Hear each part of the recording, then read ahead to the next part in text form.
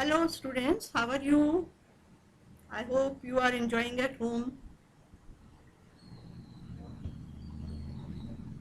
हाँ, तो last class में हमने किया था gender issues in NCF 2005 national curriculum framework 2000 में जेंडर इश्यूज यानी लैंगिक मुद्दे से संबंधित इसमें क्या प्रावधान है एनसीएफ 2005 में।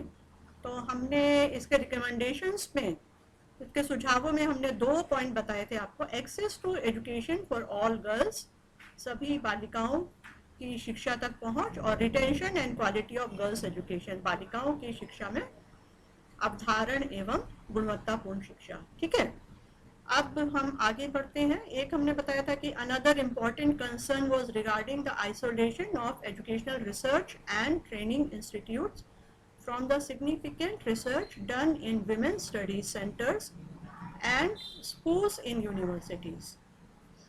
हमने आपको बताया था कि इसमें अन्य एक महत्वपूर्ण पहलू है, एक बहुत ही महत्वपूर्ण चिंता का विषय है कि विश्वविद्यालय में महिला अध्ययन केंद्रों और स्कूलों में किए गए शोध का शैक्षिक अनुसंधान और प्रशिक्षण संस्थानों से कोई संबंध नहीं है, उनसे अलगाव है, यानी वो अलग थलग हैं। शैक्षिक संस्थान या फिर प्रशिक्षण संस्थान ये अलग हैं, और जो भी महिला अध्ययन पर शोध होते हैं वो अलग हैं। उन शोधों के परिणामों को इसमें लागू नहीं किया गया है शैक्षिक संस्थाओं में। तो अलग थलग होने की वजह से भी बहुत बड़ी समस्या खड़ी हो रही है। तो इसमें से none of this research find any place in disciplinary research in schools, hence we emphasizes the importance of following recommendations। तो इनमें से किसी भी शोध को विद्यालय की अनुशासनीय शिक्षा में स्थान नहीं मिला है, इसीलिए निम्न सुझावों पर जोर दिया गया है। इसमें कुछ और सुझाव दिए गए हैं। इसके लिए जो ये शैक्षिक संस्थाएं हैं और महिलाओं अध्ययन पर जो शोध होते हैं, इन दोनों का कोई संबंध नहीं है, इनमें कोई इंटीग्रेशन नहीं है, इसलिए एकीकरण नहीं है, इसलिए इनको एकीकृत करने के लिए कुछ सुझाव दिए गए हैं, और ये आगे हम देखते हैं कि इसमें क्या सुझाव हैं। तो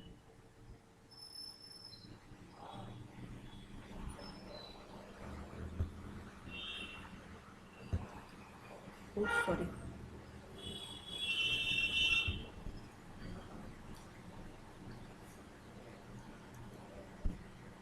तो ये थर्ड पॉइंट इसका आ रहा है, integrate input of women's studies research in text books, syllabus and training.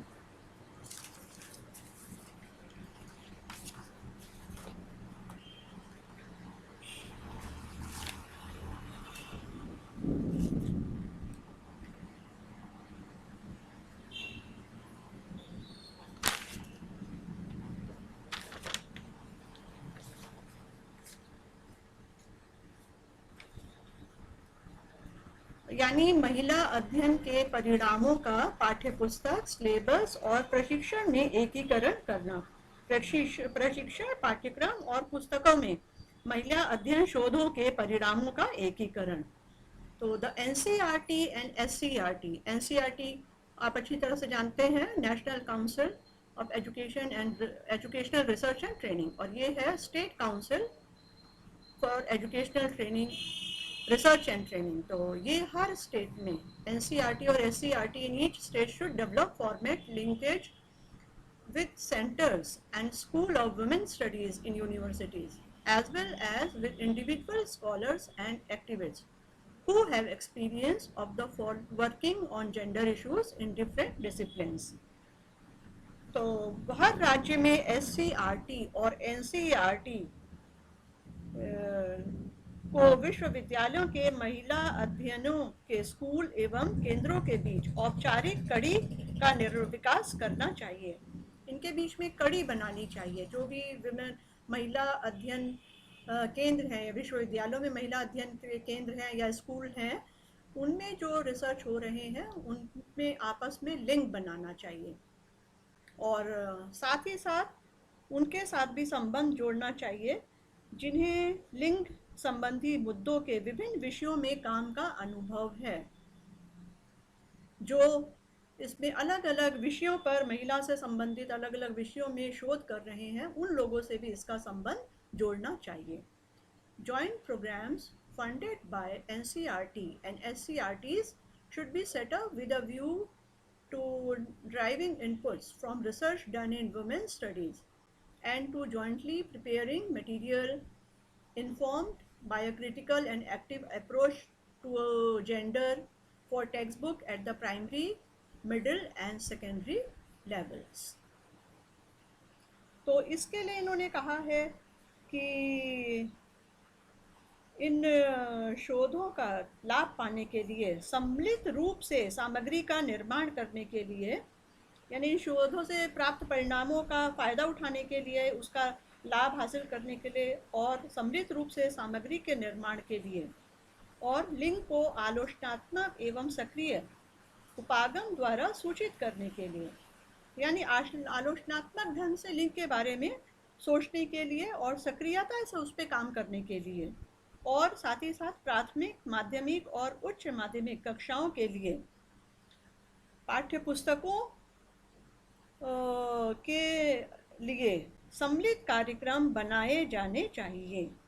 तो जो भी शिक्षित महिलाएं और शोधकर्ता हैं, उनको पाठ्यक्रम निर्माण के लिए विभिन्न विषयों की पाठ्यवस्तु का निर्धारण के लिए उनको सम्मिलित कार्यक्रम बनाने के लिए आमंत्रित किया जाना चाहिए। उनको यानी इनवाइट किया जाना चाहिए कि इन सब चीज़ों के लिए वो एक सम्मिलित कार्यक्रम बनाए, पाठ्य पुस्तकों के लिए सम्मिलित कार्यक्रम बनाए, और इन लोगों को आमंत्रित किया जाना चाहिए, खासकर शिक्षित महिलाओं को, और जो शोधार्थी हैं उनको पाठ्यक्रम का निर्माण करने के लिए और विभिन्न विषयों की पाठ्यवस्तु के निर्धारण के लिए भी इनको आमंत्रित किया जाना चाहिए। इससे क्या होगा कि जो महिला अध्ययनों पर शोध कर रही हैं, शोधार्थी हैं, उनके परिणामों को हम शिक्षा में लागू कर सकेंगे। उससे हम पाठ्यक्रम में बदलाव ला सकेंगे और लैंगिक मुद्दों पर ज़्यादा ध्यान दे पाएंगे, और जो लिंग भेद है उसको समाप्त करने में सहायता मिलेगी, साथ ही साथ लिंग समानता लाने में हमें मदद मिलेगी। तो women's academics and researchers should also be invited to shape the formation of syllabus and content of different disciplines as well as of teacher training program। और इसके साथ ही साथ इनको विभिन्न विषयों में पाठ्यवस्तु का निर्माण करने, पाठ्यक्रम का निर्धारण करने के लिए, और साथ ही साथ शिक्षा कार्यक्रम के निर्माण के लिए इन लोगों को आमंत्रित किया जाना चाहिए। शिक्षा को भी उसमें शामिल किया गया है। Of this impressive body of women studies scholars and activists, both from women studies centers as well as those engaged in gender in different disciplines, may have demonstrated their solidarity by contributing to the work on gender issues for this curriculum review process।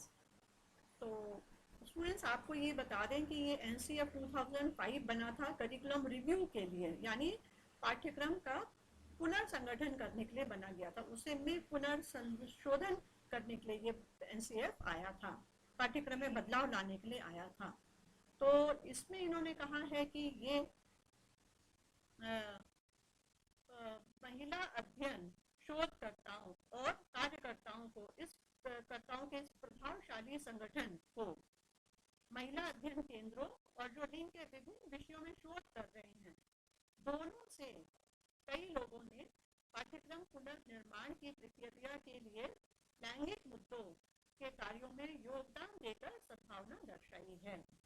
यानी दोनों ही से जो महिला शोधकर्ताएं हैं और या कार्यकर्ता हैं, जो कि महिला अध्ययन केंद्रों में शोध कर रहे हैं, और या फिर वो लोग जो लिंग से संबंधित विभिन्न विषयों में शोध कर रहे हैं। दोनों में से ही पाठ्यक्रम पुनर्निर्माण की प्रक्रिया के लिए इन्होंने लैंगिक मुद्दों के कार्य में योगदान दिया है और सद्भावना दर्शाई है। तो इनमें से एक बहुत इम्पोर्टेंट है ये Shefali Mitra, director school for women studies, Jadavpur university Kolkata. आप तो कोलकाता जादवपुर यूनिवर्सिटी से वो अच्छी तरह से जानते होंगे। तो इसकी महिला अध्ययन केंद्र की डायरेक्टर हैं शेफाली मित्रा, और दूसरे हैं professor Arvind Kumar of Homi Bhabha centre for science education, Mumbai. Mumbai में साइंस एजुकेशन का जो सेंटर है होमी भाभा सेंटर, उसमें है प्रोफेसर अरविंद कुमार। इन दोनों ने they make it possible to help consultations of the focus group at their center. तो इन्होंने अपने सेंटर्स में फोकस ग्रुप को इनवाइट किया है, फोकस ग्रुप को विचार विमर्श के लिए बुलाया है। ये बहुत बड़ी बात है कि जो एनसीएफ का फोकस ग्रुप था उसको इन लोगों ने इनवाइट किया अपने सेंटर में और उनसे विचार विमर्श किया, ताकि लिंग संबंधी मुद्दों को का समाधान किया जा सके। जो लैंगिक असमानता है उसे खत्म करके लैंगिक समानता के लिए आगे कदम बढ़ाए जा सके या उसका विकास किया जा सके। इस तरह की बातों को पाठ्यक्रम और पाठ्य पुस्तकों से दूर किया जा सके जो लिंग भेद फैलाते हैं। अब किसी के लिए एक दूसरा पॉइंट था सब्सटेंसिव एंड इक्वल सिटीजनशिप, समान वास्तविक और समान नागरिकता। सब्सटेंसिव का मतलब है ठोस या वास्तविक, मतलब रियल सिटीजनशिप। नागरिकता आप सभी समझ गए कि हम लोग इंडियंस हैं और हम यहाँ इंडिया की सिटीजनशिप नहीं, हम लोग भारत के नागरिक हैं। एक नागरिक होने के नाते जो हमें अधिकार मिले हैं वो सभी को इक्वल मिले हैं, किसी को कम और